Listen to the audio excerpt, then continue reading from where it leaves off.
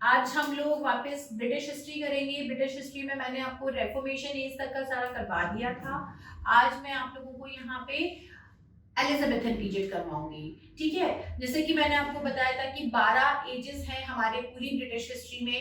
तो हम लोग अपनी दो ages, that is old English period and second is middle English period, हम लोग खत्म कर चुके हैं। Today we are going to start our third period, that is renaissance. Renaissance period के अंदर आपका आ जाता है, जो एरा आएगा आपका 1550 टू 1625 एडी। ये आपका पीरियड आता है रेनेसेंस के अंदर, which is divided into two part. First is age of Elizabeth and second is your Jacobean age. ये आपकी दो एजेस हैं जो इस पीरियड में हमें करनी है। सो आज मैं कंबाइंड हिस्ट्री लूंगी आपकी जैकोबियन एज 1625 तक की। हिस्टोरिकल पीरियड समझा रही हूँ केवल इस पीरियड में। आपको इस वीडियो के अंदर जो मैटर मिलेगा that is the complete history of age of Elizabeth and Jacobean. मैं इन दोनों का अलग अलग नहीं करवा रही हूँ, एक साथ ही आपको हिस्ट्री करवा रही हूँ, सो दैट जब हम राइटर करेंगे तो हम उन पे ज्यादा फोकस कर पाए। हिस्टोरिकल पार्ट में आपको आज करवा रही हूँ कि ये बहुत इंपॉर्टेंट है। इसके रेफरेंसेस बार बार क्वेश्चंस के अंदर पूछे जाते हैं, डायरेक्टली इनडायरेक्टली पूछे जाते हैं, जो कि आपको जवाब देने भी पड़ेंगे। और ये समझना बहुत इंपॉर्टेंट है कि कौन से इवेंट से कौन सा वर्क रिलेटेड है। ये मैं हमेशा कहती आई हूँ, that is why I am always taking historical part on a serious note. मैं हमेशा आपको राइटर्स करवाने से पहले उसकी हिस्ट्री पार्ट जरूर करवाती हूँ। ठीक है, तो let's start with the renaissance age 1550 के पीरियड से। लास्ट जो मैंने आपको इवेंट करवाया था that was 1547। 1547 that was death of king Henry eight.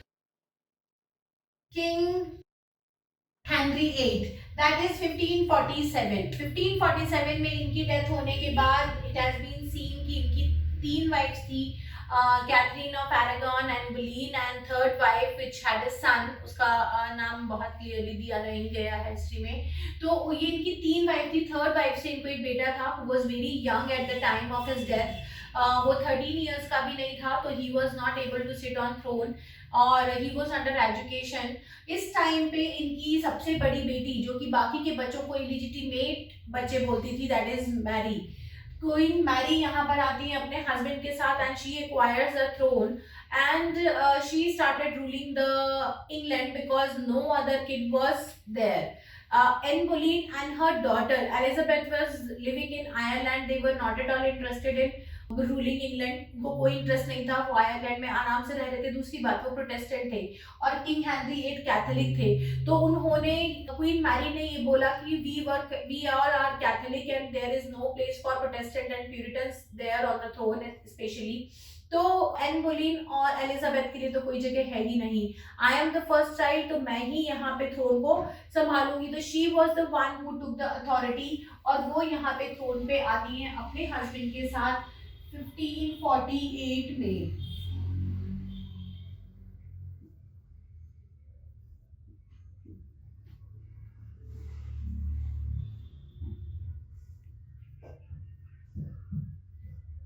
Husband came on throne. Then after that, she made many such decisions, which was a blunder in the history of England, which we should know. Queen Mary इसीलिए थोड़ा सा बदनाम है अपने इन decisions के लिए। सबसे पहले 1550 में she plotted and murdered the only son of king Henry eight. उनके इकलौते बेटे को उन्होंने मार दिया, so that there will be no other contender of throne will be there, इसलिए उन्होंने उसको सबसे पहले मार दिया। After that in 1552 she was a Catholic and she was against Protestantism and Puritan, तो इन्होंने रिलीजियस कॉन्फ्लिक्ट को यहाँ पे लेकर आए। इन 1552 she passed an order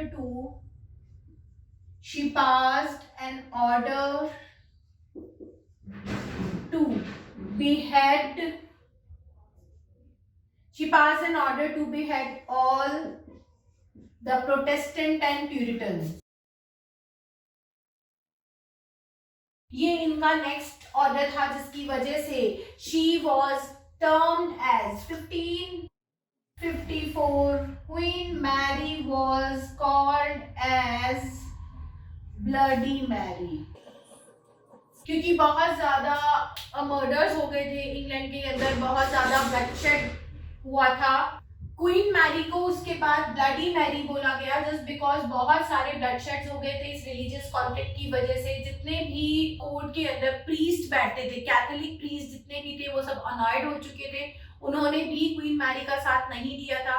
but she was getting mad every day and was making a blunderous decisions. बहुत सारे और गलत डिसीजंस भी इन्होंने लिए। और कौन से डिसीजंस है? 1555 she charged Anne Boleyn for treason.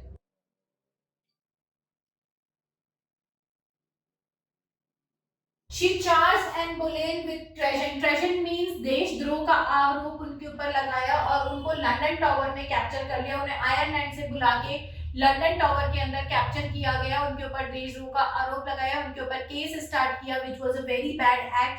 And just because she already know कि वो प्रूफ नहीं होगा, उन्होंने क्या किया, यहीं पे she poisoned her and murdered her. उन्होंने उसके फूड में पॉइजन मिला दिया और उसे मार दिया। तो यहाँ पे एलिजाबेथ की मदर को पॉइजन देके मार दिया गया था 55 के अंदर। That was again a very bad act, it was again a very madly act. And after such activity, because she murdered the only son than his mother, after that she gave the order to behead all the Protestant and Puritans। बहुत ज्यादा bloodshed हो गया था city के अंदर। फिर उसके बाद एन बोलीन, जिसका कि रॉयल्टी से, क्वीनशिप से, इंग्लैंड से, उसके पॉलिटिक्स से कोई लेना देना नहीं था। She was living peacefully with her daughter in Ireland. उनको भी ट्रेजन के आरोप लगा के इन्होंने लंदन टावर बुलाया और वहां पे पॉइजन देके उनको मार दिया गया। इस तरीके की एक्टिविटीज के बाद specially she had a bad name in England. Let me rub this so that I can give you the another events. 1556, she captured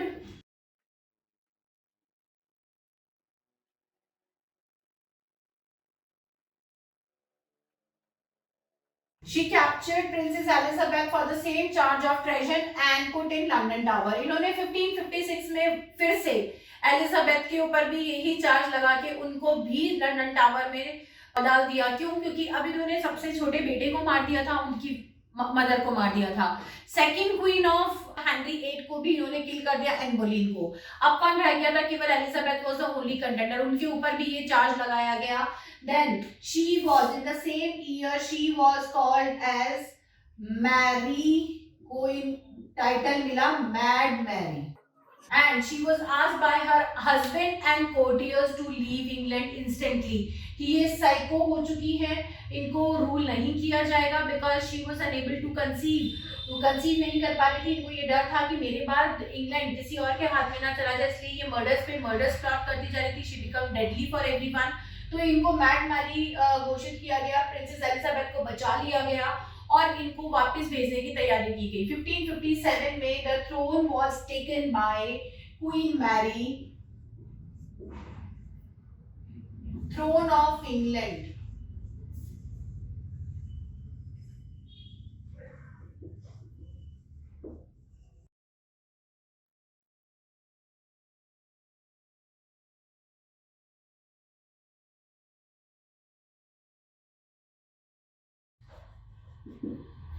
It was decided to give it to Princess Elizabeth।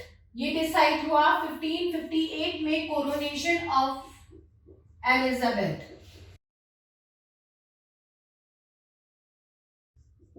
Coronation of Queen Elizabeth as the queen of England.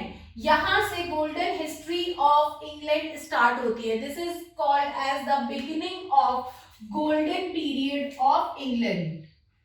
Beginning of,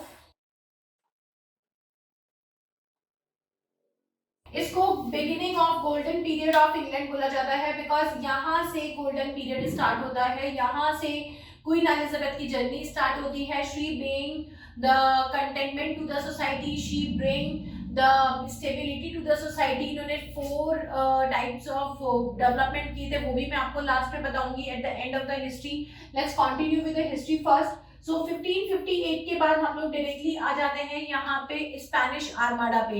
but उससे पहले केवल एक ही event है, that is 1572-74 का great plague which was in control. Then 1579 to 82 again great plague. 2 बार इनके time पे ये great plague हुआ था. फिर इसके बाद आ जाता है आपका बहुत major event, that is Spanish Armada. Let me rub it. Then 1585 Spanish Armada. What is Spanish Armada? Spain threw a war against England. Why? क्योंकि इससे पहले स्पेन ने क्वीन ऑफ इंग्लैंड के लिए एक अलायंस भेजा था, एक रिश्ता भेजा था, जिसके लिए उन्होंने मना कर दिया कि मुझे शादी नहीं करनी है. And she started wearing a ring on the name of England. वो चर्च में जाके प्रॉपर एक रिंग पहन के she declared that I am the queen of England now. I have married to my England. I won't marry for my lifetime now. और इसी वजह से स्पेन ने गुस्सा होके, स्पेन की क्वीन ने गुस्सा होके यहाँ पे एक वॉर डिक्लेयर करी 1585 में, क्योंकि उनको लग रहा था कि इंग्लिश के थ्रोन पे एक क्वीन बैठी है and she is not able to seize it. Even courtiers को भी कहीं ना कहीं एक फीमेल की एलिजिबिलिटी पे डाउट था, बट उनके पास कोई ऑप्शन नहीं था. She was not getting married. अब यहाँ पे इन्होंने अपनी कैपेबिलिटीज को प्रूव किया था by defeating it. 1588 defeat of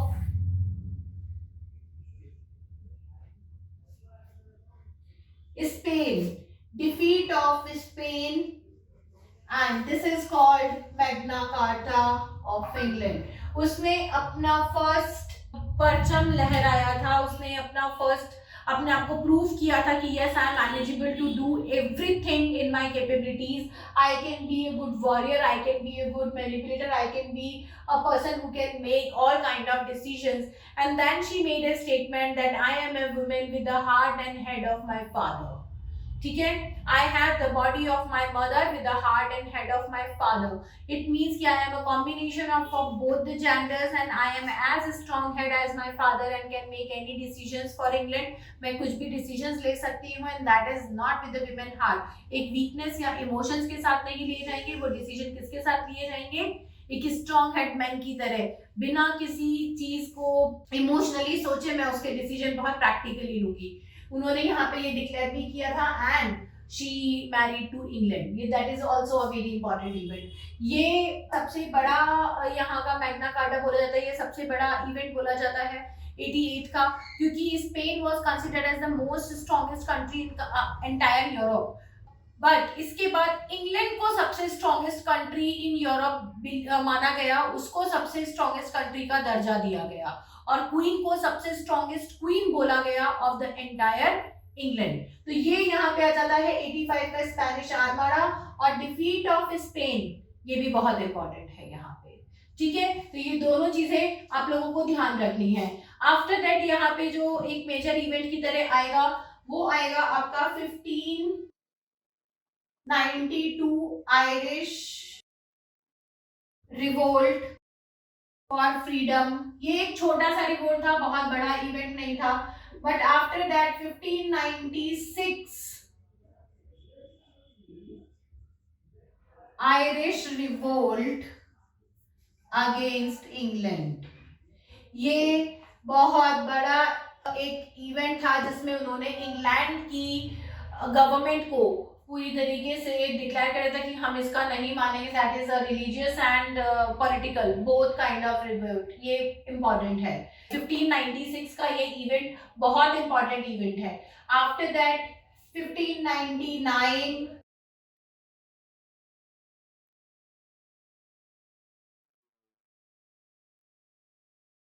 Globe Theatre was established by Queen Elizabeth and gifted to Shakespeare.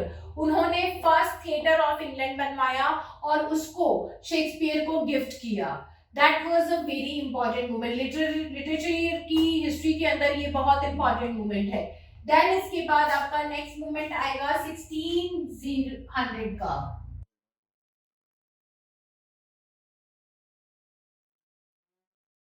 Queen Elizabeth has given charter to East India Company. East India company अभी तक प्राइवेट बिजनेस कंपनी की तरह काम कर रही थी, जिसको कि चार्टर दिया गया, उसको सोल्जर्स दिए गए, उसको परमिशन दी गई इंडिया के अंदर अपना हॉल्ट बनाने के लिए, अपने वेयर हाउसेस बनाने के लिए, so that they can spread the colonisation. Then 1603 death of Queen Elizabeth and James IV of Scotland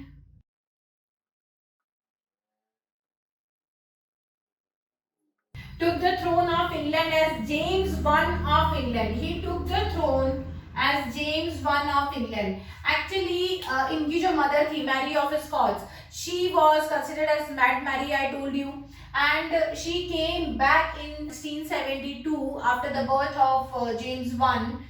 She ran away from Scotland and she came back in England, took the shelter with Elizabeth and made many attacks on her. During that was a time of plague. Queen Mary was already very much engaged in many things and she made many attacks on her. उन attacks की वजह से क्या हुआ कि queen Elizabeth ने जब इसकी इंक्वायरी करवाई तो पता लगा कि क्वीन मैरी ऑफ स्कॉट्स इसके पीछे हैं, वो बार बार उस पर अटैक करवा रही है, so that if she die, अगर वो मर जाती हैं तो queen Mary will sit on the throne और उसके बाद उनका बेटा उस पर वापस से बैठ पाए। लेकिन क्वीन मैरी को इसी वजह से एक डिसीजन लेना पड़ा, उन्होंने उसके बेटे को स्कॉटलैंड फिर से भिजवाया, क्वीन मैरी को जेल में डाला और उनको अपनी मदर की तरह, जैसे उन्होंने उनकी मदर के साथ किया था, उनको बता के कि just what have you done with me, उसके बावजूद भी मैंने आपको जाने दिया, मैंने आपके अगेंस्ट कभी कोई एक्शन नहीं दिया, you came here, I gave you shelter, but still आप you are again attacking back on me, नहीं मान रही हैं आप, तो उनको बता के उनको लंदन प्रिजन के अंदर ही डलवाया और उनको पॉइजन देके उनकी मतलब she was murdered. But when queen Elizabeth has given poison to her, उन्होंने उन्हें तभी बोल दिया था कि मेरे बाद I can promise you that no one will take the throne, the nearest relative of mine is James I, that is your son will be the king of England, that I can promise you, पर आपको मैं throne नहीं दे सकती because you are not mentally stable. जब मैं यहाँ हूँ, मैं संभाल रही हूँ, उसके बावजूद you are trying to kill me, you can even sit with me, आप मेरे से बात कर सकती थी, बैठ सकती थी, हम बात कर सकते थे, बट नहीं, तुम मुझे मारने की ही कोशिश कर रही हो, तो तुम्हें थ्रोन पे नहीं बिठाया जा सकता। पुरानी हिस्ट्री को देखते हुए तुमने इतने किलिंग्स, इतने बिहेड्स करवाए हैं, तो तुम्हें थ्रोन नहीं दिया जा सकता।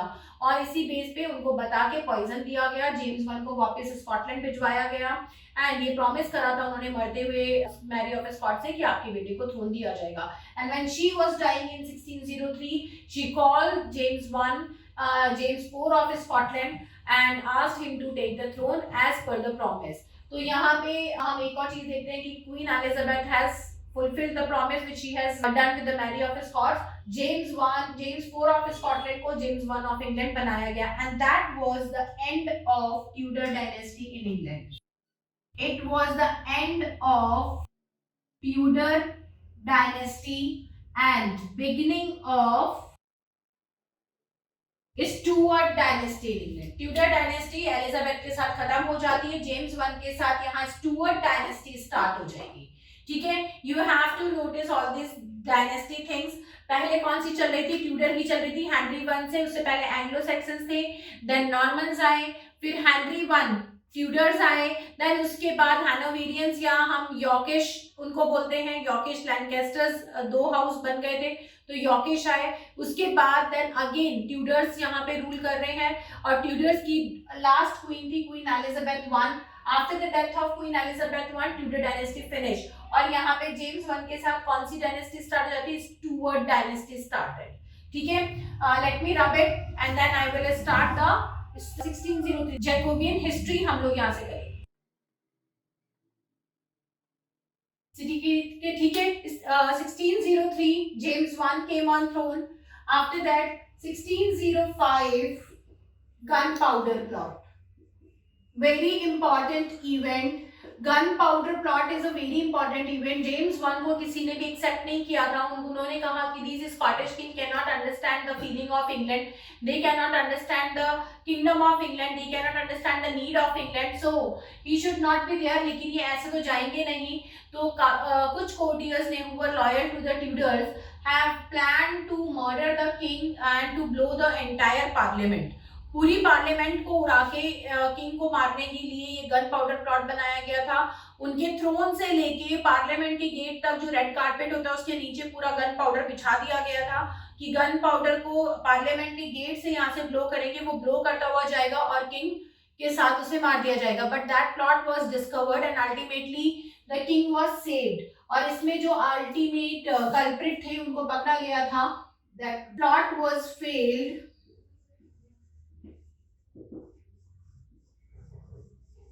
Plot was discovered and failed. Culprit Guy Fawkes.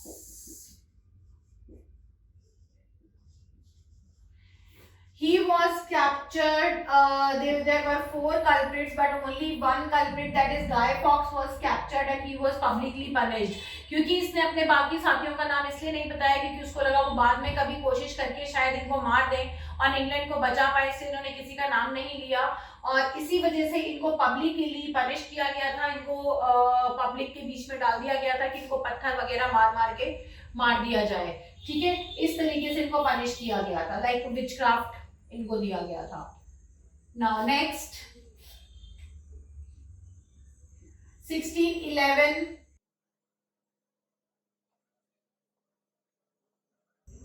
King James one's Bible. इन्होंने देखा कि मुझे लोग मारना चाहते हैं, अनएथिकल समझते हैं, इतना प्यार नहीं मिल रहा है, मुझे मेरी मोरालिटी, मेरी लॉयल्टी टुवर्ड इंग्लैंड साबित करनी पड़ेगी. तो ही हायर्ड सम स्कॉलर्स और उनके साथ इन्होंने बाइबल के, कैथोलिक के साथ ही न्यू टेस्टामेंट को इन्होंने लिखा.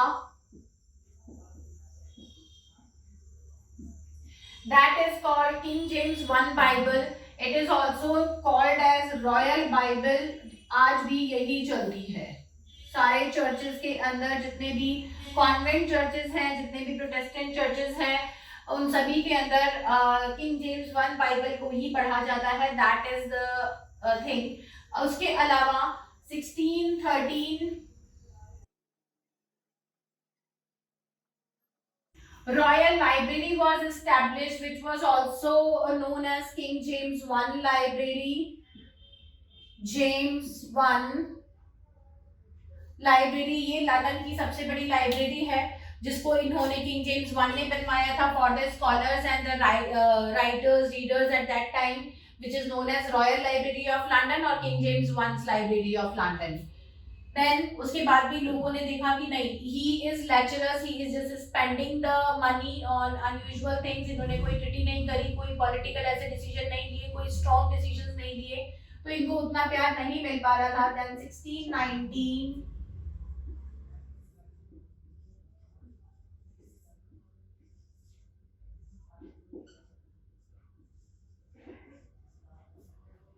beginning of civil riots, that is 30-year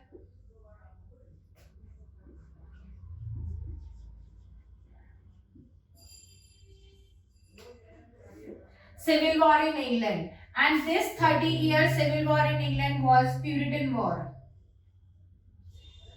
It was a Puritan war in England. ये Puritans ने स्टार्ट की थी बिकॉज ये कैथोलिक थे, ये उन्हीं के लिए बाइबल लिखी थी, लाइब्रेरी उस तरीके से बनवाई थी, केवल कैथोलिसिज्म को एस्टेब्लिश करवा रहे थे. तो प्यूरिटन्स एंड प्रोटेस्टेंट्स ने वॉर की थी, but Puritans were more at height. तो 1619 के अंदर ये सिविल वॉर, जिसे 30 ईयर सिविल वॉर भी बोला जाता है, वो यहाँ पे स्टार्ट हो गई थी. And last event of that period is 1625, that is death of King James I. Death of King James I and his elder son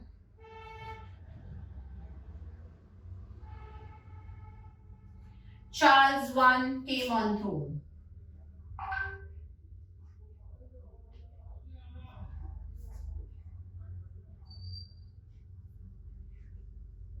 अब ये जो चार्ल्स वन का पीरियड आएगा, कैरोलाइन पीरियड, ये आपके प्यूरिटन पीरियड के पार्ट में आएगा। यहाँ पे 1625 is death of king James one. Elizabethan period यहाँ पे स्टार्ट खत्म हो जाता है। रेनेसेंस पीरियड यहाँ खत्म हो जाता है। जितने भी चेंजेस, जितने भी डेवलपमेंट्स क्वीन एलिजाबेथ ने किए थे वो केवल यहीं तक ही देखने में आएंगे, क्योंकि जो राइटर्स थे लिटरेरी पीरियड के हिसाब से, जो राइटर्स थे वो यहाँ के बाद चेंज हो जाते हैं। काफी राइटर्स, उनकी राइटिंग स्टाइल चेंज हो जाती है, तो वो प्यूरिटन पीरियड के अंदर चले जाएंगे। So now the renaissance period is ended with 1625. This is the whole history which I have told you. ये पूरी हिस्ट्री आप लोग ढंग से पढ़िए। इसमें अगर आपको कुछ भी समझ नहीं आता, कोई पॉइंट क्लैरिफाई नहीं होता है, तो प्लीज कमेंट बॉक्स में हम लोगों को आप लोग बताइए। Feel free to ask any question here, we will definitely answer you. ठीक है, किसी भी चीज के लिए आप लोग हमें यहाँ पे आंसर कर सकते हैं, वरना हमने अपना नंबर भी दिया हुआ है, यहाँ नीचे चलता है हमारा नंबर। आप उस नंबर के ऊपर व्हाट्सएप कर सकते हैं और हमसे अपनी क्वेरीज कर सकते हैं। I will answer you. ठीक है, यहाँ पे हम लोगों ने ये चैनल फ्री में बच्चों को जो नहीं पे कर सकते उन्हें पढ़ाने के लिए ही खोला हुआ है। प्लीज हमें सब्सक्राइब कीजिए, यहाँ से अपने बेनिफिट्स को लीजिए। हम आपको जो भी चीजें सिखा रहे हैं अपने क्वेश्चंस को रेज कीजिए। Thank you, bye and all the best guys, bye bye.